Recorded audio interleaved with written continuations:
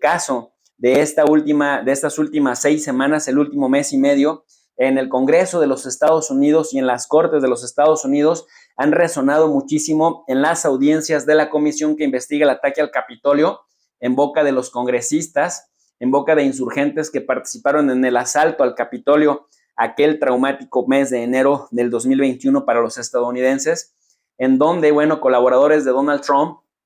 se pusieron en marcha para evitar que se reconociera la victoria de Joe Biden y vimos el espectáculo que ha sido tan escandaloso. Dicen también los medios tradicionales internacionales que aparecen ensayos y artículos periodísticos y académicos en Estados Unidos cada vez más cargados a identificar justamente la separación institucional que hay entre estos grupos. Dicen, puede sonar exagerado, pero no sería raro. ¿Por qué? Porque prácticamente sí hay posiciones potencialmente encontradas y en el terreno político, en el terreno judicial, cada vez vemos que son más incompatibles. Si en política exterior procuran tener políticas de Estado, procuran no escandalizar, si en política exterior procuran no confrontarse, bueno, dicen, en política interna, sí va cada uno por su lado. Bueno, hay un texto que se llama How Civil Wars Start, cómo empiezan las guerras civiles, y lo que pretenden decir es justamente que, incluso escogiendo con cuidado sus palabras, que Estados Unidos cumple con 2 requisitos que más se repiten en el inicio de una guerra civil. El primero, dicen, el país ha caído por primera vez en los últimos años en el grupo de los que el laboratorio de ideas llamado Center for Systemic Peace considera anocracias,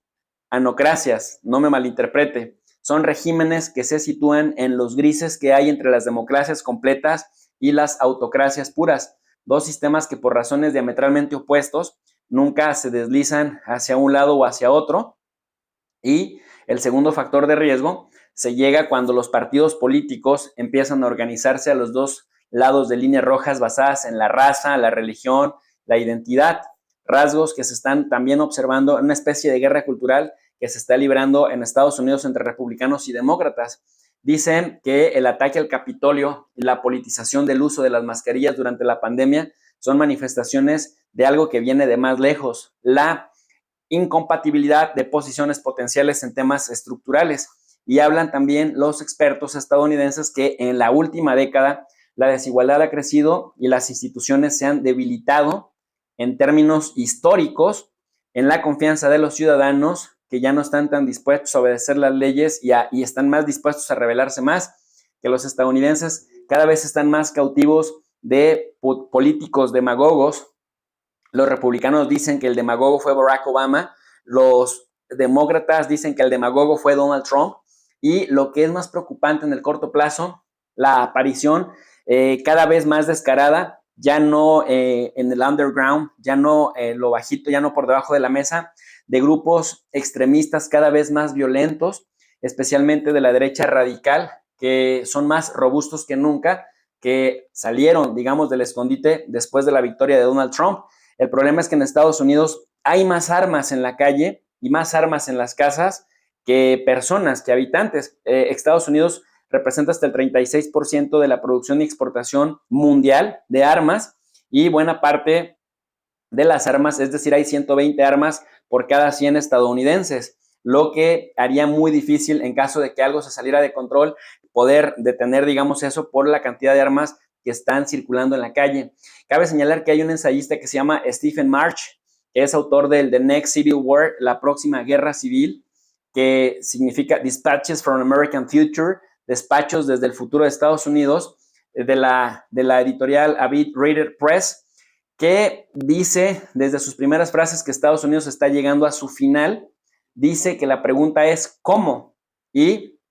recuerda en una conversación telefónica que la revista Foreign Policy pidió, a raíz de la elección en 2016 de Donald Trump, a un grupo de expertos en seguridad nacional que evaluaran las posibilidades de una guerra civil de 10 a 15 años, y no hablaba en sentido figurado, lo cual es muy peligroso, muy preocupante para todos nosotros, porque nadie desea que en la principal potencia militar del mundo, pues hay una guerra civil, considerando que todos los bandos en ese país tienen armas de largo alcance, de grueso calibre y con mucha tecnología. Es lo que menos queremos y ojalá nunca suceda. Sobre todo, por ejemplo, en el caso mexicano, que compartimos una frontera de más de 3,000 kilómetros de longitud. Tenemos casi 45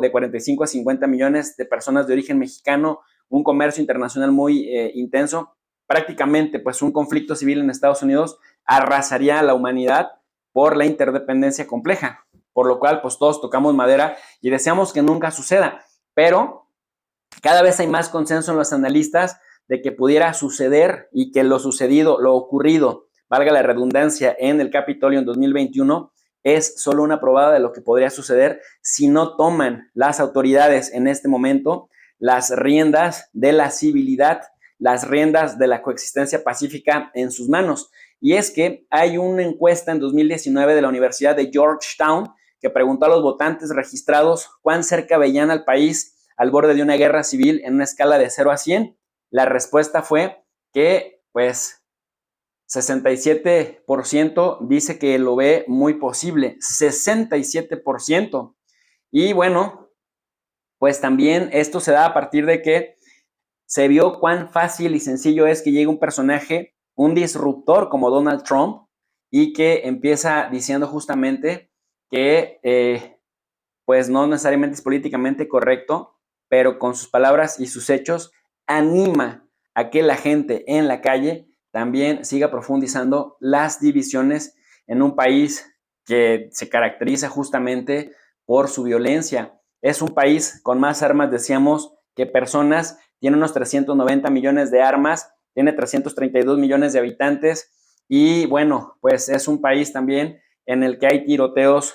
prácticamente todos los días y no solamente un tiroteo, sino de entre 5 y 12 tiroteos al día. De acuerdo a The Gun Violence Archive, estamos hablando de unos entre 22,000 y 24,000 muertos por año por arma de fuego. Así que dice por acá el Instituto de Investigación para la Paz de Oslo, y bueno, el autor apellida Rhodes, que la definición de conflicto civil, civil strife, es el caso previo que empieza con muchas muertes por violencia al año, en donde las posiciones de los principales grupos políticos son incompatibles. Si se fijan, he estado repitiendo mucho que las posiciones son incompatibles y que se encuentran encontradas. Y bueno, pues en Estados Unidos dicen estos estudios que los extremistas antigubernamentales mataron en 2019 a 42 personas, a 53 en 2018, a 37 en 2017, a 72 en 2016 y a 70 en 2015. Esto significa que pues van en aumento y estos grupos violentos pues prácticamente cada vez se esconden menos. Es decir, o las autoridades llaman por un lado a la reconciliación, llaman al fortalecimiento institucional, o estaríamos como humanidad en serios problemas si en la potencia mundial pues se salen de control las cosas. Mis queridos alumnos digitales, hasta aquí nuestro análisis express. Si este video fue de su agrado, les pedimos que nos ayuden con su like, que lo compartan en sus redes sociales, que se suscriban al canal de Tu Profe de Rey y Tu Profe de Rey 2.0 y que activen la campanita de notificaciones. Queremos ser sus ojos en el mundo para elevar el nivel de análisis en las redes sociales. Muchas gracias.